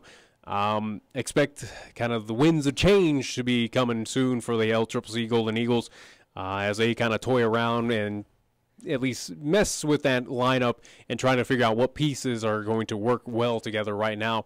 Trying to find that combination. Yeah, trying to find that winning combination right now because it's kind of all hands on deck right now of who's starting, who's coming off the bench. Something that I mentioned to Coach Ficka today of what we've seen this past weekend, or at least the past couple contests with the men, is what we've seen of the at least kind of bench play so far with Hayden Collier, him coming off the bench. He was kind of clutch in that NJC contest. Also, too, had a few big moments against Trinidad State. Same with Mateo Zovko. Zoko coming off of the bench. He's been a big piece. He was one of the contributing factors in that NJC win, along with also, too, Tyrese Patoma. You got a winning combination there on the at least coming off the bench. At least Mateo being that sixth man, Hayden Collier coming in when Applegren needs maybe a little breather or some time away. You have that opportunity right now, but what is going to be that winning combination at this point? Again, Coach Ficka is still at this point trying to figure that out as we at least get through this non-conference schedule before looking to at least focusing on the big stuff of Region 9 North action. Well, also, too, as you mentioned, there might be a shakeup. Don't know. I look at the one kid from Trinidad State, Mooncat, who we called his name a lot because he was a force inside, but yet he wasn't as tall as a David Applegren. He was what, he was 6'7". about 6'7". And but he's built. He's big. He basically kind of controlled those boards, whether it's on the offense. He controlled it because he was the aggressor on the inside. He was pushing away at David Applegren. He was pushing away at Stefan Manzi. We also need a guy like Courtney Dean or Kyle Cabbs. Those young men need to step up as well too. They need to get inside and be board men for us as well. Yeah. So LCCC didn't show, I guess if anything, I was disappointed. They didn't show the muscle that they need to start showing. Because last year it was just Kyle Wright, and then everybody else was sitting outside behind the arc. We would see Zaire Mateen drive inside, and he always played like he was a 7-footer. Or even maybe to a certain degree last year we saw Oliver, Elijah go in there and try to battle with the big timber as well. A little bit. He was more of that outside along with also he would go in there. But I'm just saying, the thing is, it's almost like you got one guy trying to battle with two, and usually two's going to win that battle, and the one guy that's built like the aircraft carrier is going to come down with the most boards, which Mooncat did. Which he did. Again, getting over the big David Applegren, 7-footer, Hayden Collier, Stefan Manzi, he kind of improved himself on the defense. And I actually liked the game that Stefan had. That was one of his better games I've ever seen him play as a Golden Eagle. Yeah, again, on the off, at least rebound-wise, Stefan was being the aggressor. His only issue, at least in that contest against Trinidad State, was getting the putbacks. He would kind of rush his shots, miss on the opportunities, and then it'd be straight back to Trinidad State ball as they at least quickly get down the court and just. They're a very good transition, absolutely. Yeah. All right, so again, the Golden Eagles fall to 4-7 on the season. Yeah, 4-7 in their neck. They have a lengthy week off. Coach Vica, he's very happy that they're going to have this week off to kind of go through practice and get things all squared away before they will join the women on this trip out to McCook and North Platte coming up Friday and Saturday. So we will have 4 games headed your way. We'll have 5 this week. Well, 2 on Friday and Saturday, and then tomorrow's game. The back-to-back games. Just say 5 in the week. I know, but the back-to-back games are on. Those are a little on the old vocal bules. Boo-hoo. But at least you'll be there, so hopefully you'll add some insight. I had enough. 4:53 hour time, and a reminder here before we talk a little football and get this thing all wrapped up for this evening. Coming up this evening, we will have 2 Sherlock Holmes programs from 8 until 9 as the Golden Age of Radio Theater returns. And from 9 until 10, it will be Suspense Theater, the best of the 50s and 60s on tap here after we get done signing off.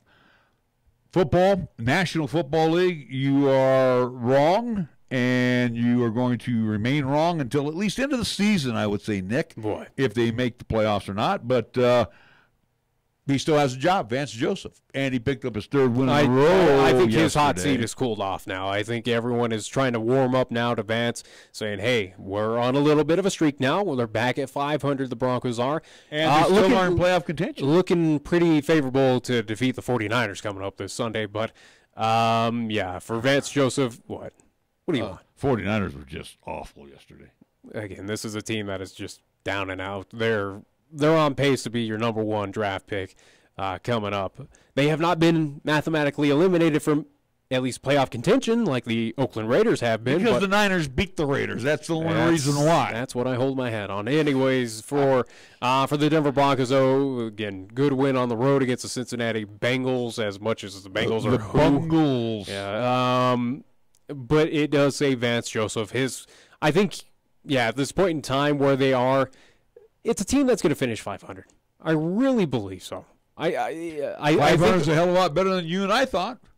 Well, I thought they'd go 7-9. I didn't think they would go 7-9. And matter of fact, 2 wins that they got against the Steelers and the Chargers, I had marked down as losses. Yeah. But at this point in time for the Broncos, I think Vance Joseph is pretty much solidified that he'll retain his job throughout this season. It depends.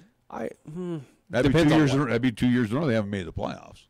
But it's an improvement from what last year is. So it's pretty much you got to take one over the other. We saw what happened last year. Again, top 10 pick for the Denver Broncos. A pathetic season. If they are to finish 8-8 this year, in my eyes as a fan, and probably also too I'm not a fan, but at least the eyes of a Broncos fan, in the eyes of probably John Elway, who again is the decision maker right now for the Denver Broncos. Hey, we improved. And I think that's what they're looking at right now is all these pieces, they still need to gel together for one more season, and maybe 2019 is the year we make it back to the playoffs. Again, if anything, they finish 8-8. It's an improvement from last season. And that's what you want. You want improvement from where you were. Okay. The Bronco fans like playoffs, just like Wyoming Cowboy fans, and being. That's what this team is not ready for the playoffs. Yeah, I know, but not being invited to the playoffs, and not in this AFC, not acceptable. Not in this AFC. Real quick, Packers pretty much have written themselves out of the playoff picture, even though, like the 49ers, are still in contention. But can you imagine yesterday after losing to Arizona? Arizona has 3 wins in the season, by the way. Beat the Niners twice and beat the Pack. Can you imagine going into the locker room, knowing you lost, knowing that you are on the hot seat? It's been rumored, and you probably had the club president, general manager sitting in your office saying, Mike, thank you. It's time to make a change. We appreciate the 2011 Super Bowl you got us. And your 12 years, 13 years you've been here, but it's time that he's been there for a while, but we make a change. Yeah, it's a Packers team that is basically on the route of the Broncos. Let me ask you this question, just real quick here, and I know we're running short of time. Do you put full fault on McCarthy? Do you put any blame on Rodgers? Do you put it on the defense? Well, I mean, who do you? I mean, the Packers are not that bad. They're not that good. Yeah, but I mean, they went toe-to-toe with the Rams. I mean, they should have beat the Rams. The Packers... The Packers have been in almost every game. They haven't been blown out. Yeah, but it's a team you don't know what to expect of. Could they lose to an Arizona team? Well, they did. Can they defeat a Rams team? They almost had an opportunity. You don't know what to expect of the Packers at this point in time. Are they going to win the NFC North? No. A lot of people, I think me included, without having our picks in front of us, I think we all had, if not Minnesota, Green Bay was going to be a wild card team.